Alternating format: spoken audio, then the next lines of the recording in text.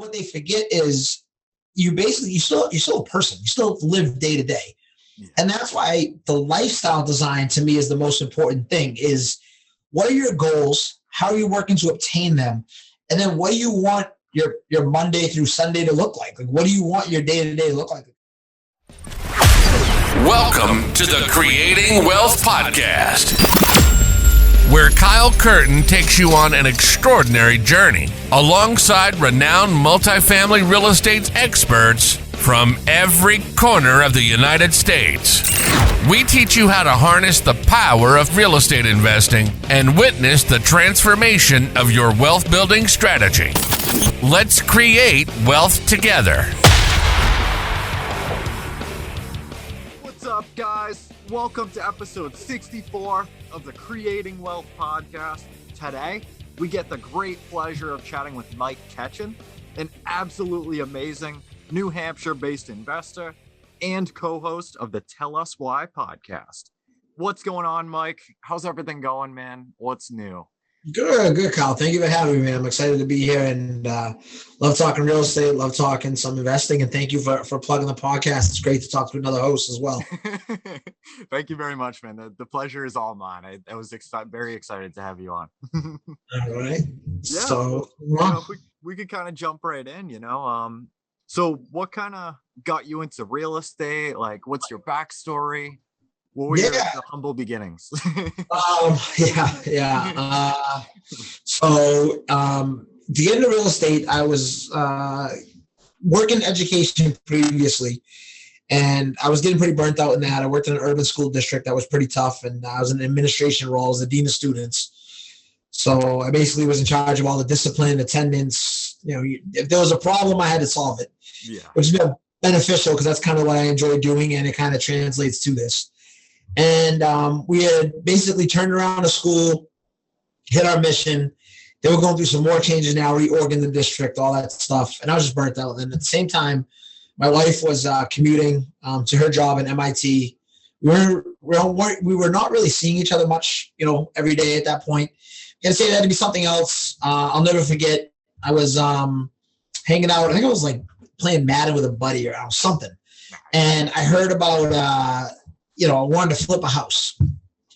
So figured I'll get a HELOC, flip a house. I Google, I discover, Biggerpockets, and happened to be their episode 200. And from there just kind of got rolling. And fast forward, it's been almost 5 years. We've got a little under 300 units, 5 Airbnbs, have done a bunch of flips, and you name it, and here we are. That's awesome, man. Oh my God. Thank you, man. Thanks. I really like that too, about going from that kind of role, especially, like a kind of a firefighter, if you will. Yeah. And translating that over to real estate, which definitely is not all sunshines and rainbows all the time. No, it is. No, it is not. No, it is not. And that's so important to hit on, because what happens is, social media really romanticizes a lot of this, and it is great. Listen, there's tremendous perks to this, but I think those perks show up around lifestyle design and financial freedom and other concepts. Not necessarily this, but if you go on, Instagram or Twitter or Facebook, I mean, you name it, and there's so many just like disingenuous kind of nonsense that gets pushed, what we associate with wealth, if you will. And that's why I think podcasts like yours are so important. What we're trying to do with Tell Us Why is really kind of show the truth. Like, hey, there really is real money to be made. There really is financial freedom. But it doesn't mean, showing up in like a Lambo every day with, blowing cash. Like, I've now bought deals, negotiated, have people on my phone I can call with net worths of a couple $100 million. And none of them live, like, it's so disconnected from what we associate with. It's just fascinating to me. So, yeah, for sure. Yeah, I totally agree with you, man. It really is crazy. Like, the stuff that society kind of views as wealthy. The stereotypical, exactly, like the Lambos and mansions and the girls and like, this, that, the other. And it's crazy, man. And then, to see some of the people even around us, like investors, like especially around our kind of necks of the woods, are doing some pretty big things and live the same way that we do. I really love that, like, humble, at the end of the day, I think my wife said it best, and she actually said it to me recently because we were thinking, because I mentor and coach a lot of people, and what they romanticize is they think of the big events, and there are big events. Hey, we travel a lot, we do that. I mean, those are big events. But what they forget is you're still a person. You still live day to day, and that's why the lifestyle design to me is the most important thing. Is what are your goals? How are you working to obtain them? And then what do you want your Monday through Sunday to look like? Like, what do you want your day-to-day to look like? Like a big goal, honestly, big goal early on. I still follow it. Was I said, when I left my job to do this full time, my first just like bucket list goal is that I'm never going to set an alarm clock again. I don't want alarm clocks. Nice. I want to wake up. Exactly. Yeah. Such a small thing, right? Such a small microcosm. How many of us, though, are not in control of our own time with when we wake up? Oh, totally. And when you start shifting your thinking that way and start thinking, I want total control, I want, total accountability, good, bad, lifestyle design, with small goals, they start to steamroll and you snowball into bigger goals. And it's just shifting your thinking and kind of getting into that. Yeah, no, I couldn't agree more, man. Like it does sound like so small, but like it's such a big thing. I feel that, man. Like I'm up at 4:00 every day for my day job. You know what I mean? Like, like half the time I'm turning over and trying not to be too late for work. You know what I mean? I totally get where you're coming from. Like it's such a much bigger thing. And like it's like a lot of that small kind of stuff. That if you can just be able to kind of do your own thing, or like sleep in a couple more hours or something, like it's could translate to a much higher level of happiness. Hey, like those small victories will help you win the war. You know what I mean? Exactly. Yeah. Yep. Yeah, definitely, man. So what's kind of your drive and your vision for the long term? That was kind of a nice transition. No. So we are, everything we do is very goal oriented, if you will. Yeah. And I just turned 37, and the goal has been for a while. My business partner, there's three of us who own the company. Mm-hmm. Me, Matt, and Matt Hitchcock, my business partner, and my wife Hannah. And he threw something out there. Maybe after 2 years of doing this, when we weren't really full, we were just thinking about full time. It was just kind of exciting to be doing it. And he threw a number out there of 6 figures passively a month for each one of us. And I remember being like, dude, like crazy. I don't need that to live on now. I'm very comfortable. And, but then I stopped and I said, you know what? Why not? Why not have a goal that's so ambitious, but I want to do it my way. I want to design the time freedom. I want the systems. I want everything. So we really sat down. Well, now fast forward 3 years later, fortunately that goal seems obtainable. And it's also coinciding with, I said, by the time I'm 40, I will be a consultant in my own company. Yeah. So even the decision-making, the clarity that comes with that, we've recently added this year 2 team members. I've been recruiting these guys. I said to these 2 gentlemen 3 years ago, I said, I want you both to come run my company someday. Fast forward 3 years later, they're now both working with us. And the goal is to give them and build with them and have them understand what we're doing so we can step away. So now we're laying that framework, right? So 2022 is really time to double up one more time and then double one more, and then I'm out of here. Yeah. So it kind of gives that kind of vision and that drive and really kind of chase that down. And you have that clarity behind your decision making to try to obtain that goal, if you will. I love that, man. Definitely. And that's something that I kind of want to stem on for a second is like learning like the delegation and like being able to step into those like higher level roles, for your business and stuff, like to keep working towards that vision. It really is crazy, man. Like, I'm sorry. Don't worry about it. I actually, so for the podcast, actually, it's kind of cool, actually, because guys, like Mike said, he is a co-host of a phenomenal podcast as well. Thank you. And, yeah. So basically, like for a while, I've wanted to hire out like the editing and stuff of this podcast to somebody else, because like I'm a real estate agent as well, like part-time, like with my day job. And basically, you know, it would take up like at least 4 or 5 hours on like a Sunday, you know, of like trying to run it through my computer, and like my computer's about to blow up and everything, and like, you know, trying to get it to load on our internet and stuff and upload, you know, for the next day. And it was a nightmare in the bigger picture. Yeah. But like recently, I've wanted to hire like a virtual assistant for a long time, like somebody from like, you know, like the Philippines or, you know, somewhere like that, that's a lot more experienced in editing and stuff than I am. Mm-hmm. You know, because I didn't really want to be like a graphic designer or anything. Like that's, you know, yep. really far away from anything that I wanted to do. But, you know, I ended up hiring a guy recently, you know, and was able to kind of, you know, get my processes in place like that I've been doing for a while, give those off to him, and, you know, still tell him, be like, hey, man, like, you know, I know, you know, you do this all the time. Like, I want you to kind of put your spin on it, you know, and like kind of do it the way you want to, like his kind of like the main vision. But I want you to kind of include like some of your stuff, you know, and like we can talk about it, we can figure it out and go back and forth.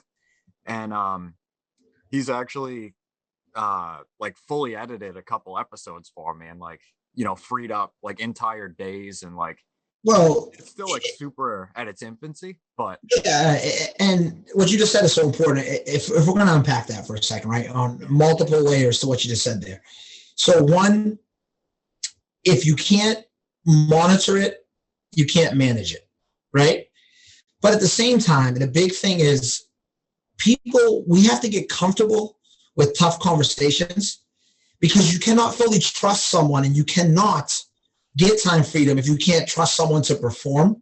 Because what you just said right there is so impactful, right? If you're going to hire someone to do a job, let them do the job. Yeah. But don't be afraid to hold them accountable to your vision. But at the same time, you got to allow them to flourish, right? Exactly. Too often we bottleneck ourselves. More importantly, though, I want to stay with the other thing you just said. So you're building your brand, you're getting out there. You understood, you saw the problem area. And this is where, again, we get in our own heads a lot of times. And, you know, you've heard the saying, I'm sure, and you've had guests say it, you're either swinging the hammer, writing the check. Yeah. And what people often confuse with is they don't value their own time enough, right? So you just said something earlier. You said, hey, I'm an agent, I'm an investor, I got a day-to-day. If you got one deal or one commission or anything with that Sunday, instead of editing those 4 hours, you compounded that return, right? And when you look through that lens, if you'd be doing yourself a disservice if you continue to edit the podcast. Exactly. And people will look at it and say, oh, you know, he's paying this guy, whatever you're paying him, 25, 50 bucks an hour, whatever it is, I don't care. Yeah. So what we came up with to work through that framework is, it's almost like, picture like an hourglass, okay? In the middle is your $100 an hour tasks. Then below that, in the middle is your $1,000 an hour task. Then below that, you got your 100, you got your $10 an hour tasks. Of that, you got your 10,000, your 100,000, and your $1 million tasks.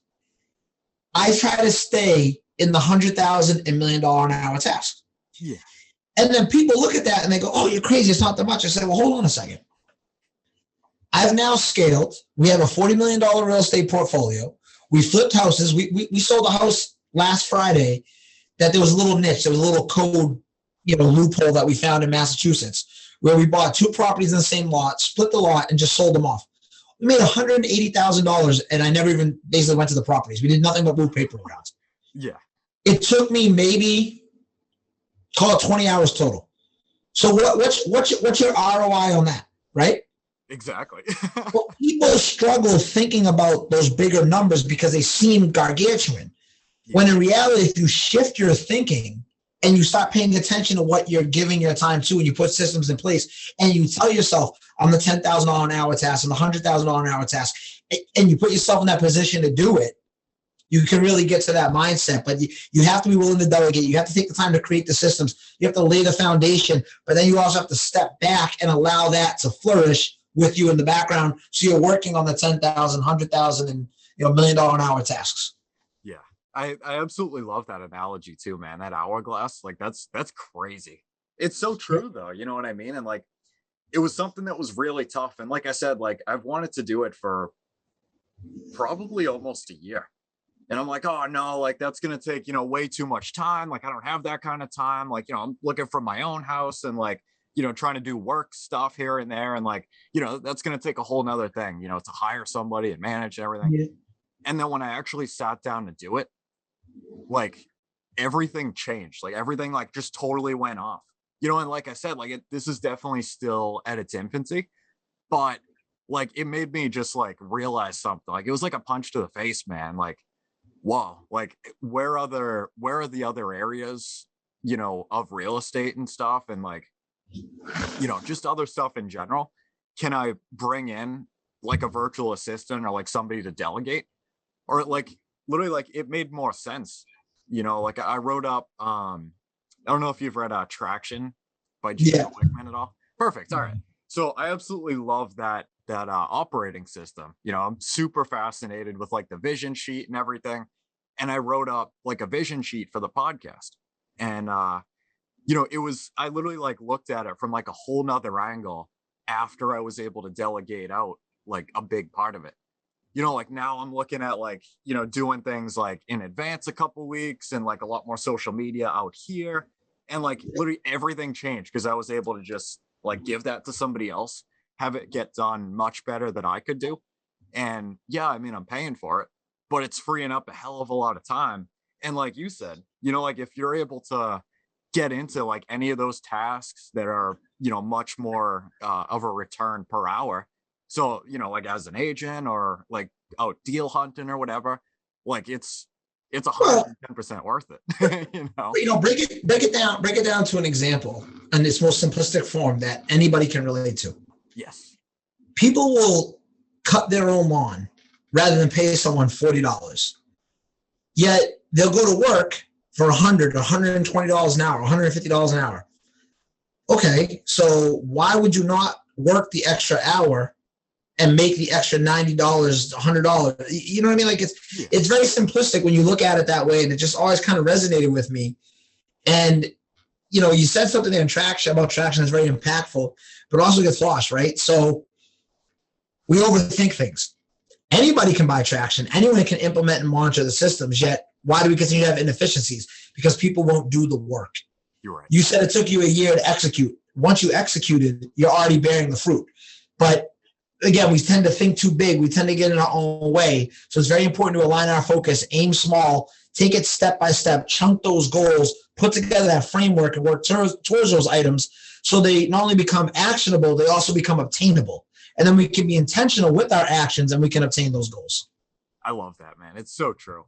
And like now I'm like totally kicking myself for not just jumping into this like 6 months ago. I'm like, oh shit. Yeah. Like I could have made my life 10 times easier, man. Like, and it's like it's something as small as that, and like it, like I thought it was way harder than it ended up being, you know what I mean? And like anybody can do it, like you said, like you just have to, like have the vision and like take the action and like just do it, like figure it out on the way. And like, it just like, I was almost like pissed, like that it wasn't nearly as hard as I thought it was. I'm like, oh, like, why the hell didn't I do that a long time ago? Or like, why did I wait all this time? Absolutely. Absolutely. Hey, you did it now, which is the important part. Yeah, exactly. And like, I don't know. I feel like that's, something that like affects a lot of people in a lot of different areas of their life. It's like, just like trying to take the action and like, if you fall flat, like that's fine, as long as you learn from it. And then, when you go back the second time, like the first time's thing isn't going to happen, and like that's kind of a principle that really sticks with me is like, if you're jumping into something for the first time, you're kind of building like a baseline, I guess you could say. And like, if things go okay, or if you fall completely flat, like whatever, like it might not happen on the first time, but as long as you learn from it, like when you keep coming back over and over again, like it's just eventually you're gonna get what you want, like it's hard to fail when you're persistent, Exactly. Yeah. It's just one of those things, like it's but yeah. So Mike, would you mind kind of telling the story of how you acquired like that first property, like kind of did that first flip? Yeah, that's a hell of a story. We had looked at so we decide, let me back it up. We decide we're gonna, flip a house. listening to every podcast. I tend to have an obsessive personality, so I'm going down the rabbit hole. I'm trying, and Matt's excited and Han's excited, and we're all very much into it. And looking. Nothing's making sense. Nothing's working. Which in the time, plenty of them probably did. We didn't know what the hell we were looking for. But I come across Craigslist, which is one of the places I actually bought 3 properties off Craigslist, which is funny. There was this house in Kennebunkport, which I hadn't even heard of, but I went to college with someone who lived in Kennebunk, and I was like, oh, I think I remember that being a rich area. middle of a snowstorm, we drive from Wentworth by the Sea, which is like in like the Lakes region of New Hampshire, the mountain region, all the way over, me, Matt, and Hannah, to this house. And we walk in, and I mean, it's terrible. There's mold on the walls. There's, things are dilapidated, but the bones were good. And I only felt like the bones were good because we had looked at so many in the last 3-4 months leading up to that, that I'm like, we got to move on this now. So we pulled the trigger, didn't know what the hell we were doing. We had a $40,000 HELOC on our primary house. Matt's parents were our first private investor, which that becomes a pivotal point later on. And I tell people, and even to this day, how we've scaled to 40 million using these same principles. Yeah. Where they were going to give us a $50,000 personal loan to help obtain it. I heard an ad for a company on Biggerpockets, which, funny enough, they never got back to me, but their competitor did. So we ended up doing our first few loans with one of those, I call them private lenders. They're not really hard money lenders. They're not really banks, like in between. Yeah. No idea what the hell we were doing. Had no idea. I mean, I made so many mistakes. Long story short, we got it under contract. We still own it today. We got it under contract for $300,000, and as is, it appraised at $450,000. So we were like, "Hey, this seems good." We did it. Fast forward, we spent 4 months on it, and at the time, this is what Airbnb is becoming a quote thing. This is 2017, and didn't know what the hell we were doing, but we said, "Man, maybe we don't want to sell this. Maybe we should rent this. This Airbnb thing sounds pretty cool." Lenders didn't even hear about Airbnb. So stubbornly, again, me and Matt are stubborn. That's why he's such a great business partner. I'm lucky to have him. We called like over 100 lenders. We finally found one through a connection he had to sit down with us. She said, "Sure, I'll count future income. Sure, I'll count Airbnb. Sure, I'll do this, I'll do that." Couldn't believe it. And it's actually, I wish lenders have tightened up so much even in that short time frame. We just got lucky, but it's why your relationships are important. In 4 months, we renovated this whole thing. We were up there on weekends. We were running a crew. We went through this whole thing, soup to nuts. And we put in about $150,000. It refied out. It appraised at $800,000. We walked out of the closing with a check with a surplus of like $162,000. And I looked at Matt and Hannah and I said, "This is what we're going to do from now on." And we didn't know, and we had to figure it out. And I mean, even within that deal, there's so many stories. I mean, the first GC we hired was so much cheaper than everyone else. And we decided, we knew he had a bad rep, but we said he's so much cheaper that what's the worst he can do? Even if we fire him, we'll be in the black. So much it doesn't matter. Well, then I'll tell you what he did. There was a domestic at the property. He was shooting guns in the woods. We had to fire him. I got a call from a jail cell. Oh yeah. All sorts of fun stuff. But again, you have to push through and take action. Yeah. So we found a couple more guys to finish the job. One of them, my stepfather, a buddy of his, they worked 7 days a week for 7 straight weeks to hit our deadline with our first renter coming in. Another important moment and why always get an opinion and do your research, but do your own research. We brought through, remember, this is 2017. Airbnb is not that big yet. So people were still booking like on traditional websites and calling locals. So we called the local property management expert in Kennebunkport. She walks the property and she goes, "Oh, I think when you're fixed up, you'll be fortunate to get $400 a night here." Today, I get $800 a night at that property. So if we had listened to her and let someone else dictate our fate, it would have cost us to this point hundreds of thousands of dollars. That house just reappraised at $1 million, right? We've done that multiple times. Yeah. And it kind of set the course, and it's kind of funny how everything happens for a reason. So we made a tremendous amount of mistakes.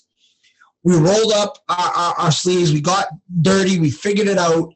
And it kind of laid the framework for we're at with that first one that kind of catapulted. But yeah, that was the first deal we did. Wow. talk about getting in with both feet, man. You know what? It's one of those things, like, you got to take action and you got to be decisive. And people think investing is risky. I'll tell you what I think is risky. I think trading your time for someone else's money and making someone else a fortune, or living on the weekends, or being miserable every day, I think that's risky. That's what I think is risky. And I've yet to be the person at the end of life who says, you know what I regret? I regret taking that risk. No, it's always the opposite, right?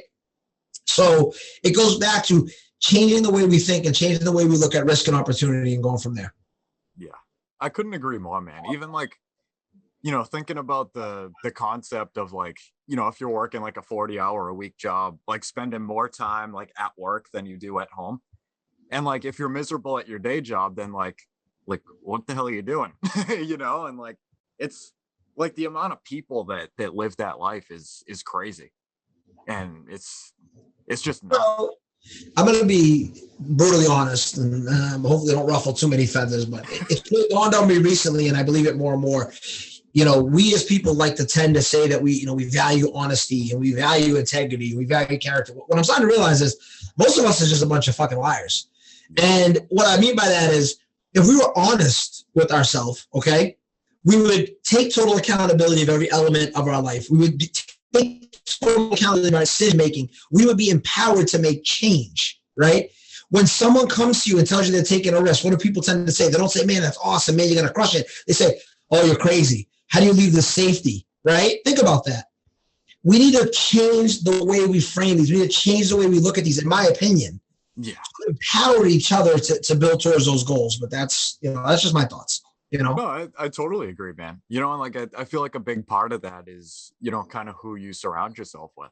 Oh, absolutely. Absolutely. I feel like that's a crucial part. Negative people, I'm telling you, negative people, that's a cancer you have to cut out immediately.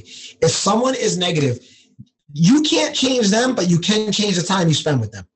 Yeah. And you need to take, again, that total accountability piece. I preach it, because if someone, that is such an energy drain, that is such an energy suck, you can't combat that. You're not going to change that person. It's not your job to change them. You got to control yourself, and you got to get yourself out of that situation.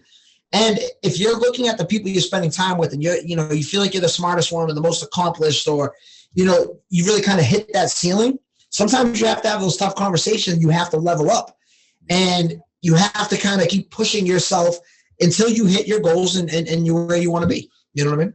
Yeah, definitely. I feel like that is, that can be kind of a really tough thing to do. And like me kind of being on the less experienced side, I guess you could say, it's a little hard, because a lot of people, like, exactly like, like you just said, like you tell them what you're doing, and like, they're like, dude, like, that's super risky. Like, why the hell are you doing that? And like, it's Kyle, not to cut you off, but these are the same people, right? Okay. This is what pisses me off.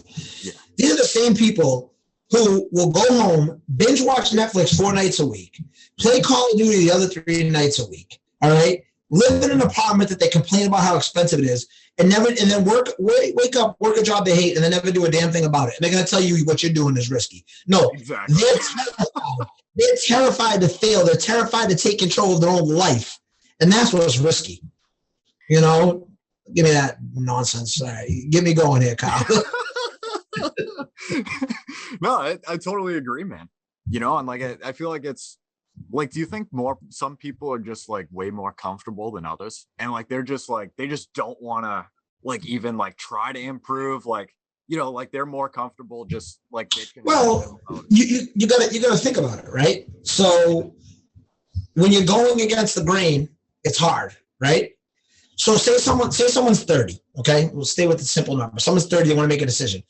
Well, if they're programming up to that point, their education, their circle of comfort, their trust, their friends, their family, their parents, all that stuff, has framed thinking in a certain way for 30 years, you got to think about just like things compound positively, they compound negatively. Yeah. You have to think about from that perspective how you're trying to unravel that. And that is why, that's what I said earlier, when you start to be honest with yourself, that is when you will make a change. Because no one is going to motivate you like you're going to motivate yourself. And until you buy in mentally, right, Nothing in life is that complicated. We have, fortunately, you can YouTube anything, right? Yeah. So why don't we all do it? Well, we all don't do it because we don't want to commit to doing it. It's hard, right? It's not easy. But that's why I don't necessarily know if it's that people are scared or people are comfortable. It's a combination of everything. I think it's really when you're programmed and you've been taught one way for so long. And then think about it, right? If there's no entrepreneurs in your family, if none of your friends are doing any of this, if there's no one to really call and you have a decent salary, you're pretty happy, you watch football on Sundays, you go to the trivia on Tuesdays, whatever the hell people do, I have no idea. And, who's going to inspire you to make a change until you want to do it yourself? And then when you get inspired, all the people around you don't have the answers. They're not doing anything different. You have to go out and seek that. I was so fortunate. I say it all the time. My greatest gift is that my business partner, Matt, who's also a friend, like a brother, and my wife is also an investor in the business. It couldn't have worked out better for the three of us because we had our own circle. You know what I mean? And that kind of gives you that protection and that backbone and, and that teamwork element, Yeah. Yeah. I couldn't agree more, man. And I feel like it's almost like you said, like it seems like it's just kind of like a self-awareness kind of game of like, if everybody around you like isn't really into that kind of thing or, are just like more comfortable, just kind of doing like the working their 40-hour jobs and like, not being happy and whatever, and like just enjoying the weekends and stuff. Like if they're comfortable with that and like you're striving for bigger things, like you said, like I feel like you just have to like be self-aware enough to be like, all right, like, I have to find the people that have done what I want to do and then some, and start hanging more around those guys, to level yourself up, and be able to have that support and support the people around you. And it's crazy, I'm just starting to kind of see the impact of really see the impact, of who you surround yourself with, like on a little bit of a bigger level than what I was used to before, like it's like really a big deal, It's, you know what? It's lonely too. And when you're going towards something that few people are doing, well, there's a reason few people are doing it. Yeah. So you have to get comfortable being uncomfortable. They don't just say that to say that. You have to have such conviction and belief in where you're going and how you're going to get there that, that's the only way. I mean, if you can't bet on yourself, if you can't buy into yourself, like we say it all the time, right? Bet on yourself. Well, what that really means is having enough conviction to say basically a giant fuck you to everybody else. I'm going to do this on my terms. I'm going to do it my way, and nothing's going to stop me. Yeah. And you have to get in that mindset, right? Because that's going to have to motivate you, because there's going to be times when you're doubted. There's going to be times you don't have the answers. There's going to be times it's not easy. You have to be able to push through, and bet on yourself encapsulates that. And that's what we mean when we say that. Yeah. Yeah, definitely, man. Like you just have to kind of be in your own head, because absolutely. Like it's like even now, actually, I'm by the time this episode posts, I might be closed on my first 3 family. I'm not sure yet, but literally, man, like the entire process, like was an absolute nightmare. For me, like going through it, and like literally, like the past, probably a little over a month, literally, like every single thing has gone wrong. Like inspection, appraisal, like, we had to rebuttal the appraisal twice, and then it got changed to FHA and another FHA appraisal. Like everything was a nightmare. And like, this was like definitely on the newer side of things to me, and like, just like the mental strain, like it took on me, like was ridiculous. It was, hold on though. Stay with what you just said though. Okay. It took a strain on you. It was ridiculous, but you're about to close on it. And guess what? Those battle scars are now your scars. And that experience is now your experience. So when you come up for air from this grind you've been in on this transaction, it's done. You've got it now, right? And that starts to compound because you didn't quit, because you had persistence, because you pushed through. It's not rocket science. It's grit. It's taking action. It's execution. And that's the stuff that show up. And you'll be well on your way if you keep that mindset as you go forward. It's tough, man. Like I feel like that's something that isn't really talked about as much, is like kind of the mental game of like, yeah, I mean, like we talk about, like everybody talks about mindset and stuff like that all the time, but like, like just kind of staying level-headed, I guess you could say. Like, like it, you know, in the past couple of weeks, like it's literally just been hit after hit after hit, and like, you know, everything was kind of hitting the fan a little bit, and like, you know, just kind of seeing it for really like the first time, like especially, you know, kind of for me, like not for a client or anything, like it was hitting hard. And like, you know, like we were talking about earlier, like I feel like it stems back to being able to, you know, have those people to reach out to for support. And like, you know, like one of my friends, she, you know, is another investor and stuff, and like she's like really, you know, kind of got me through a lot of the BS, you know, that's been going on in the past couple of weeks. And like, you know, other people, like if you turn to the wrong people, you know, they might be like, oh, well, you know, maybe that's not the one for you. No. You know, like we're gonna keep fighting until this thing's done, until we can't move forward. Exactly. There's problem solvers and there's problem creators, and you got to solve it. You got to surround yourself with the problem solvers. Yeah. And it sucks, man, because like there's a lot of problem creators out there, you know, like especially like close. They leave opportunities for us, you know, that's how it is. Yeah, definitely. You know, I'm not gonna like name names or roles or anything, but like it was definitely a curve, you know, when people that are very close to you are not trying to steer you in the wrong direction, but maybe like just not really like prepared or like, you know, want the best for you. And like, you know, they just don't really see things in the lens that you do. Like, I don't want to say like, you know, they don't want the best for you or whatever, but like, they just don't see the bigger picture like you do. You Absolutely. know, like you're like trying to turn to them, you know, when things are hitting the fan, like that might actually make it worse.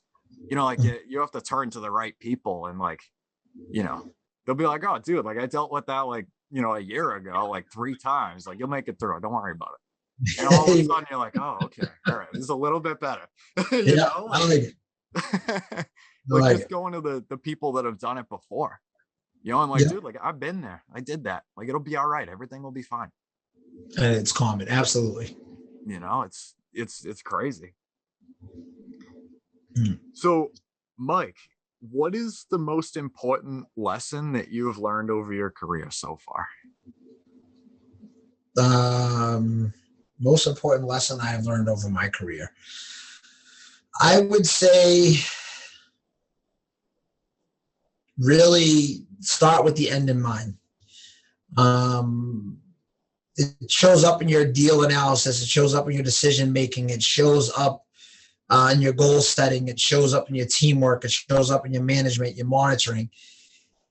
And if you know essentially where you're going, right? And it can change, it can adapt over time, but really understanding what you're trying to obtain with crystal clear focus, and then working backwards, step by step, and making it manageable, making it obtainable. I would definitely say that that's my best piece of advice. I love that, man. I was listening to the Biggerpockets podcast this morning or yesterday morning, and they were talking about, Brandon said something that was very interesting, and it was or it might have been one of the guests, I forget, but somebody was saying to like quote unquote like write your eulogy.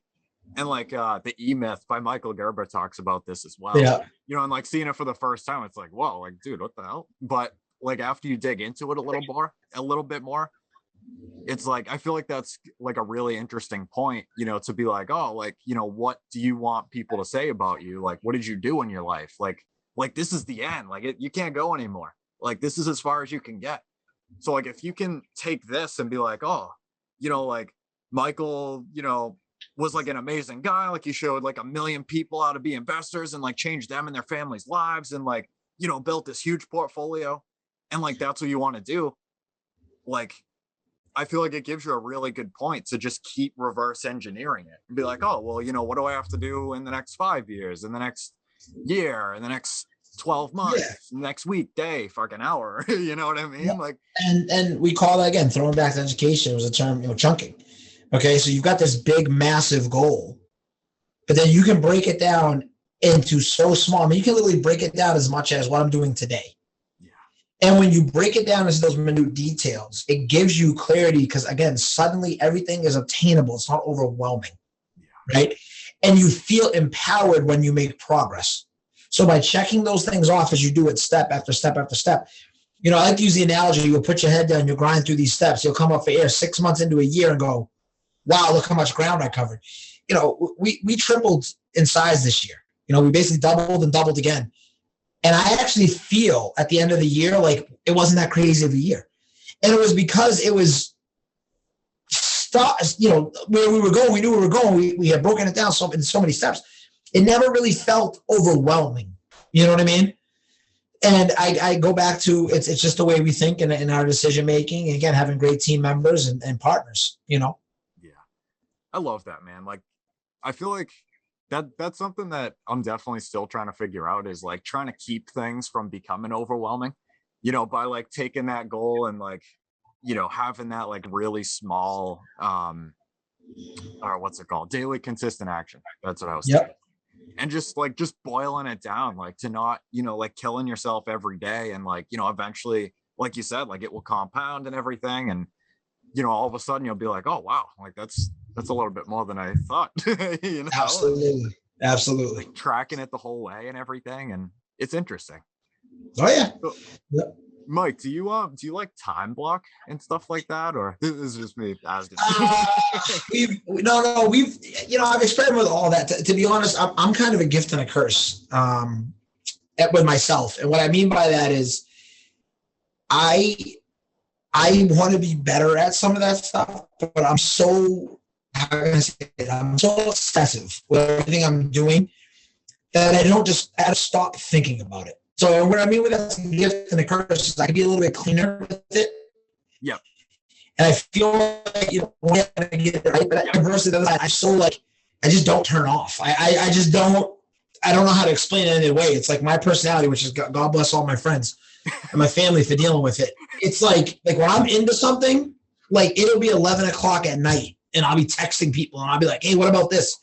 And it's like, dude, really? Like, it's Wednesday at midnight. Like no one cares about like your 12 unit value app, but it's so there are a lot of techniques like that, I do believe. But for me, honestly, I'm my wife would be someone better to ask that to, because she's a super organized, detailed one. I'm just kind of a visionary and typical entrepreneur. I'm go, yeah. Details. But then what I do is surround myself with people who are really complimentary of my weaknesses. And kind of handle it that way. Of course, yeah. I don't blame you, man. Like I've always like really liked the concept of time blocking, but like every day is just like kind of so different, Like it's an individual, If you're a very organized person who's going to need that to get going, that's your way. My way of dealing with it is it goes on my calendar, and I just think through it obsessively. I mean, it's all, we're all arriving at the same place because there's a system. The system and the process is the important thing, is what I would say. Yeah, I like that a lot, man. Definitely. Cool. Ooh, I love this one. How do you define wealth? I know we kind of talked about it a little, but I define, in my definition, the way I look at it is the true combination of time and financial freedom. And that's why, I like to talk about one of my really, good friends, my oldest friend, say he's the most successful guy I know. And he's far and away not the paper richest guy I know, but he's designed a life where he essentially does what he wants, lives the way he wants, and enjoys his time how he wants every day. Every day. I don't necessarily agree with the way he does all the stuff, but he's so comfortable with the way he's doing it. I mean, what's the point? If we all want, like I have, my goals, my company's goals, all that, but I'm very comfortable where I'm at now. So I guess I would define, like I know people who might have a higher net worth, whatever, but if they're not happy, if they're not making decisions and living the way they want, I wouldn't define that as wealthy. I'd say they make a lot of money. Yeah. But, money is, the minute I'll tell anybody this, and I'll stand by this. The minute you start making real money, the minute, once we became millionaires, if you will, nothing really changed. It is what it is. So money is such a weak motivator, right? And I grew up poor. So when I was a kid, I thought, money's the big thing. Well, it's because you don't have it. The minute you get it, you realize it's not. What? Yeah. It just can't fuel the fire as much as you think it can. Yeah. You know, in my opinion. I think that's super interesting. You know, like it's just really interesting, like the relationship or like the principle of money itself. You know what I mean? Like, you know, we all like struggle like to get it so bad and everything, like just to like give it away again. You know what I mean? And like, yeah, you know, like once you're making it, great, but like, and like we were talking about a little bit earlier, you know, like staying humble and like, you know, keeping your say in life, you know, and absolutely blowing it on stupid stuff and you know, and like, well, and that goes back to the definition of wealth and the lifestyle design. You know, it all, you'll hear me bring up these things full circle, starting with the end in mind. Yeah. We know what we want, right? I want to be able to travel, which I do all the time. I want to be able to bounce around from my Airbnb properties, which support my travel lifestyle, which I do all the time. I want to be able to problem solve with scale within business. I like that. I do that all the time. You know, it's all lifestyle design. It's all starting with the end. So now it's just trying to scale that and build that bigger and bigger to the point where, I mean, how big do you go? You know, we want to make, you know, 100K a month a piece. Okay, well, once we hit that, I don't know, do we? I mean, and again, at that point, I think it just compounds. But you know, to your point, okay, well, now what? You know, like what is the next thing? And that's when we'll do the same process again. We'll have that goal, and we'll say, okay, well, now we'll do this, we'll do that. But it's that to me is wealth. It's that design and living life through that design, a design that you create. You know? Yeah, and there was actually the guest that that's gonna be posted next week. The guest that I interviewed right before you. He made a pretty good point, actually, you know, talking about that same exact thing. And like, if you look at some of like the richest people in the world, right? Like Bill Gates, you know, like Mark Zuckerberg, like, you know, all those like crazy, you know, uber wealthy kind of people. Why do they keep working and keep building? You know, they got all the money in the world. Like you could just call everything quits. You don't have to do a thing for the rest of your life. You know, your kids, their kids, like nobody has to do anything if you don't want to. But why are they still continuing to work? Because the passion, the hunger, the creativity, the need to contribute, the need to have a purpose is still there. It's bigger, right? And that's, yes, you're spot on, and that's exactly what it is. You're always going to be doing something. I mean, you know, I could sit on a beach every day and do nothing if I wanted that now. And I laugh when people say it. The only people who say that are people who can't do it. Yeah. I have yet to be a person who can sit on a beach every day who chooses to sit on a beach every day. Because you didn't get there by sitting on a beach every day. You're not wired in that way. You know what I mean? So yeah, it's bigger than that. You know, absolutely. It's unbelievable. And like that was something that really hit me in a different place, was like, oh well, like it's almost like, you know, like how big can we take this? So like, you know, what other projects and stuff can I start? Like, yeah, like it's bigger than that. Like how can I help more people out and like, you know, just give more value out? Like I already have the money thing figured out, like great, but like now what? Like what else can we do? Like what can we build? 100%. And that's what it's all about, in my opinion. Yeah. It's such a crazy concept. You know, like something that I, you know, kind of live by is like, you know, basically I call it kind of like continuing the cycle. So basically like, you know, you learn like real estate investing or like, you know, how to build a business or, you know, whatever your kind of forte is, you know, from all these people and books and podcasts and YouTube and everything. Like, I feel like it's extremely important to be able to like, you know, learn that, like do your thing and then be able to bring up other people with you, you know, and like kind of continue the cycle and like, you know, be able to teach that to like all these other people and like bring them up too. And like, you just have to keep it going. Absolutely. You know, like keep the value going. And like, it's so much bigger than the money, man. Like it's crazy.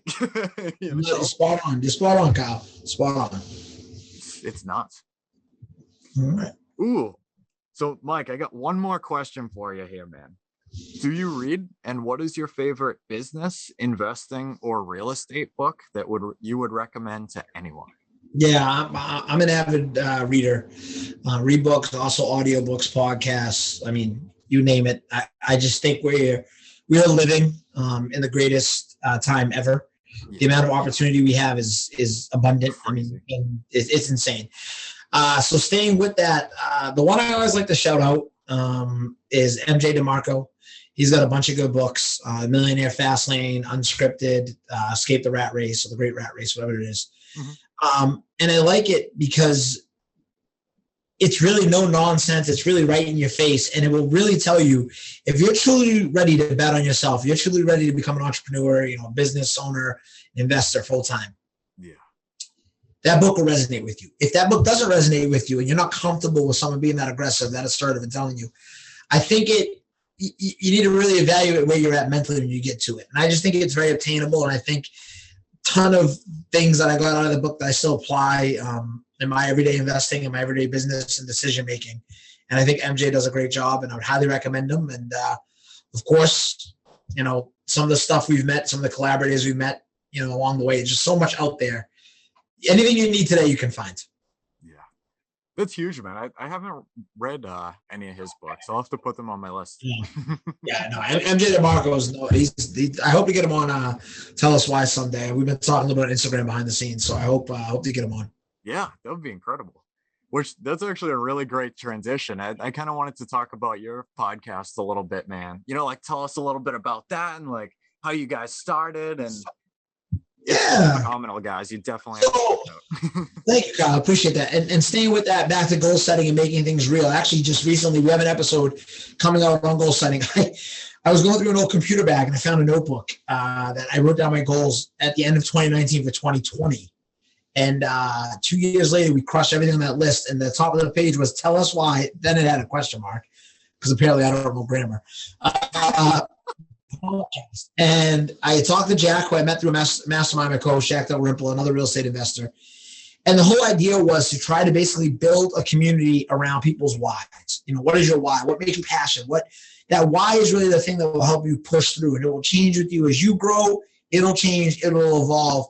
And it wasn't just going to be real estate. It wasn't just going to be investing. We wanted to do financial education and education and entrepreneurs and business owners and big time investors, retired investors, new investors, resources.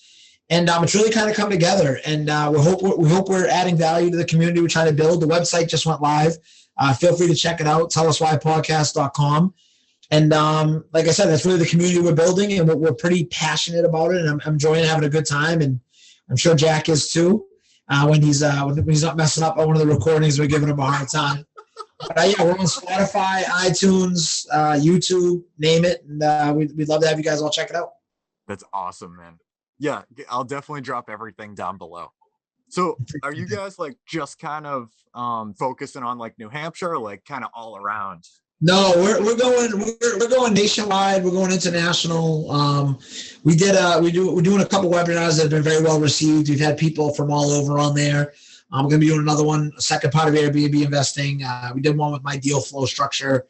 Really, the goal is to try to bringing it back to education. My previous work previously, I don't do the victim mindset thing, but I do believe there is a lack of exposure to a lot of this stuff. You know, the stuff that I'm doing now that I'm obtaining, I feel like if I had been exposed to this at a younger age, I would have got there sooner, and I want to share that with everybody. Because once you're exposed to it, your results will dictate your outcome. You know, your action will dictate your outcome. But if you don't know where to start or even what questions to ask, it's not really a level playing field. So we're trying to level that playing field is really what we're trying to do in any small way in which we can contribute, you know? Yeah, 100%, man. I totally agree with you. You know, like, it's almost like this stuff is like really crazy, you know, and like you almost have to find it like by accident, I guess. Like you almost just have to kind of like stumble across it and like why? They're not teaching this in school, which is the problem. That'd be a whole nother hour. So we can't do that, you know? Yeah. But no, yeah, I totally agree with you, man. You know, it's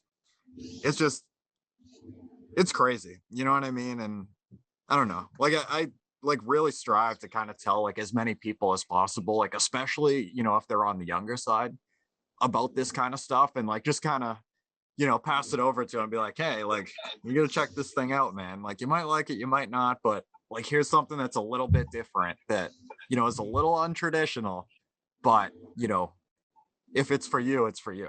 You know, like I think that's great. Really change things. It's important. It really absolutely is. You're 100% spot on there.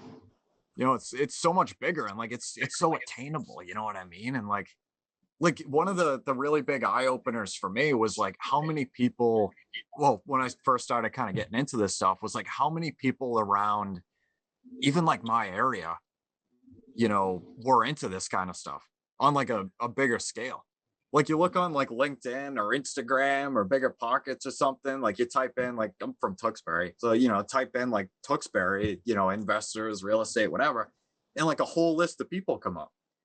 You know, it's crazy, like the amount of like investors and like entrepreneurs, and like these people are everywhere, but like you have no idea unless like you're really looking for it. Well, because they only start to feel everywhere once you start looking for it.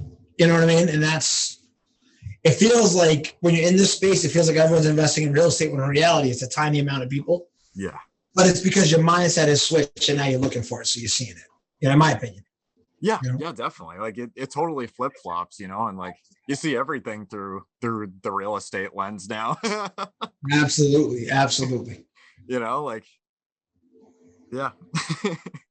But yeah, no, thank you so much for coming on here, Mike. It was a real pleasure to have you on. You know, I love absolutely everything that you're doing, man. Doing some really crazy stuff, and yeah, you know, that was absolutely amazing. So sorry, we're on like social media and stuff. Can you, the podcast? Yeah. I would tell people, please feel free to check out Tell Us Why _ on Instagram, telluswhypodcast.com. The Tell Us Why podcast. You can check us on iTunes, Spotify, YouTube, everywhere. Click, like, subscribe, follow, give feedback, check it out. Come be part of this community. We're really trying to build something where everybody's involved. So it's ambitious. We're doing it. We have been doing it, and it's growing. We're very pleased with where we're at, and come be part of this journey with us. Go check them out, guys. Go give it a listen. It's absolutely amazing. Thank you for having me. Thank you so much again, Mike. I'll talk to you soon, man. That was awesome. Thanks, man. Have a good one. That's a wrap for today's episode. We want to thank you for being a valued listener of the Creating Wealth Podcast. Make sure to visit www.creatingwealth.com to connect with us. Dive into our ever-expanding library of informative blogs and explore a wide range of additional valuable resources. Stay tuned for our next episode as we continue to create wealth together.